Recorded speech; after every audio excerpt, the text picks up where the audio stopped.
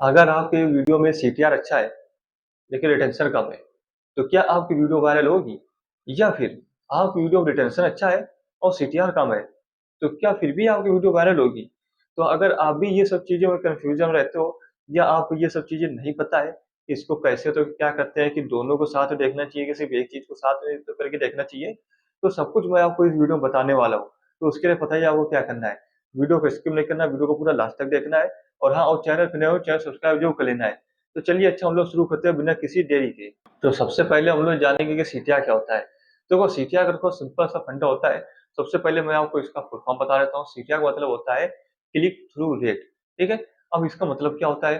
देखो बात ये होती है कि आपके वीडियो में, ठीक है? आपके वीडियो की बात करें या हम लोग टाइटल या थंबनेल की बात करें, तो आपके जो टाइटल थंबनेल का है वो जितने लोगों ने देखा है और जितने लोगों ने देखा उतने लोगों में कितने लोगों ने आपके वीडियो में क्लिक किया है, मतलब कि आपके टाइटल या थंबनेल को देख के क्लिक किया है, उसको हम लोग सीटीआर बोलते हैं, ठीक है? और सीटीआर बहुत ही होता है कि इम्पोर्टेंट फैक्टर होता है कि हमारा वीडियो वायरल होगा कि नहीं होगा। जब लोग आपकी वीडियो पे क्लिक ही नहीं करेंगे तो व्यू ही नहीं आएँगे, ठीक है? तो सबसे बेसिक मतलब कि फॉर्मूला यही होता है कि सबसे पहले आपको सीटीआर अच्छा होना चाहिए और सीटीआर अच्छा कैसे होगा? तो उसके लिए आपको क्या करना है? उसके लिए आपको करना है कि आपको अपना थंबनेल और टाइटल बहुत ही अच्छा बनाना है और टाइटल आपको ऐसे लिखना है जिससे कि लोग आपके टाइटल को पढ़ें और उसको समझें कि हाँ, कि क्या आप बोलना चाह रहे हो, कि क्या उसके उसके सॉल्यूशन का मतलब कि उसके प्रॉब्लम का सॉल्यूशन है आपकी वीडियो में या फिर आपका थंबनेल ऐसा होना चाहिए जिससे कि ऑडियंस सिर्फ़ थंबनेल ही देख के समझ जाए कि आपकी वीडियो के अंदर क्या होने वाला है। तो अब आपकी वीडियो को बेनिफिट होने वाला है कि नहीं होने वाला है, ये सबको उसके अंदर समझ में आ जाए। तो ये देखो होता है सीटीआर का मतलब। अब रिटेंशन क्या होता है? तो रिटेंशन भी में ज़्यादा कोई प्रॉब्लम नहीं होती। रिटेंशन मतलब ये होता है कि आपकी वीडियो में लोगों ने कितनी देर तक देखा। अब मान लीजिए कि आपका वीडियो कितना है, 10 मिनट का है। अब 10 मिनट में ऑडियंस ने आपका वीडियो कितनी देर तक देखा है, इसका मतलब होता है रिटेंशन, ठीक है? Audience retention. तो इसमें क्या होता है, इसमें अगर मान लीजिए कि आपके वीडियो में देखो सीटीआर अच्छा है, जैसे मैंने आपको पहले बता दिया, ठीक है? और सीटीआर के बाद आपकी वीडियो में क्या है, स्टार्टिंग के ही 10 से या 12 सेकंड या 20 सेकंड के अंदर ऑडियंस आपके वीडियो को देख के छोड़ के चली जा रही है। तो इसका मतलब है कि आपका जो है वीडियो इतना अच्छा नहीं है। ये ऑडियंस आपकी वीडियो को इतना पसंद नहीं कर रही है।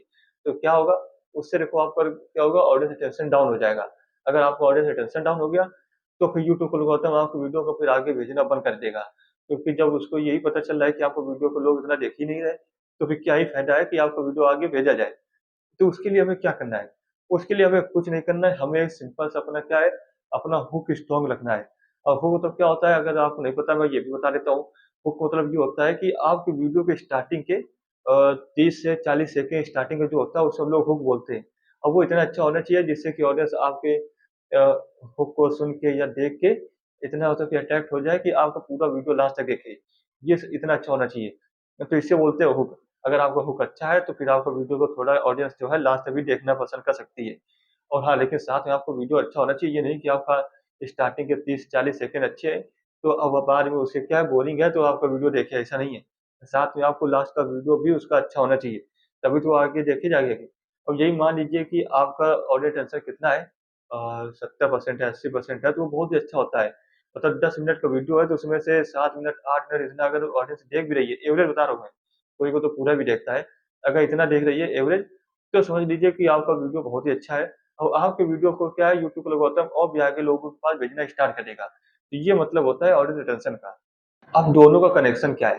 देखो दोनों कनेक्शन क्या है, जैसे मैंने आपको अभी बताया है बिल्कुल सेम ही है, ज़्यादा डिफरेंस नहीं है। तो देखो दोनों कनेक्शन कैसे हो सकता है कि मान लीजिए कि आपका सीटीआर अच्छा है, मतलब कि अगर सीटीआर आपका अच्छा है, जिसमें से आपका थंबनेल और टाइटल से मतलब कि वो देखा जाता है। तो अगर थंबनेल और टाइटल स्ट्रॉन्ग है आपका तो इसका मतलब है कि आपका सीटीआर अच्छा है, ठीक है? तो सीटीआर अच्छा होने के बाद ये कि आपका क्या है, ऑडियंस अटेंशन भी अच्छा होना चाहिए। मान लीजिए कि आपका सीटीआर तो अच्छा है लेकिन आपका ऑडियंस अटेंशन अच्छा नहीं है, तो इसका मतलब कि आपका वीडियो जो है वो आखिरी में अच्छा नहीं है। इसकी वजह से ऑडियंस आपका वीडियो छोड़ के चली जा रही है। तो अकेला आपका सीटीआर जो अच्छा है उससे कुछ काम नहीं होने वाला है, कि आपका सीटीआर अच्छा हो गया और ऑडियंस अटेंशन अच्छा नहीं है, तो सोचो कि आपका वीडियो वायरल हो जाएगा, ऐसा नहीं है।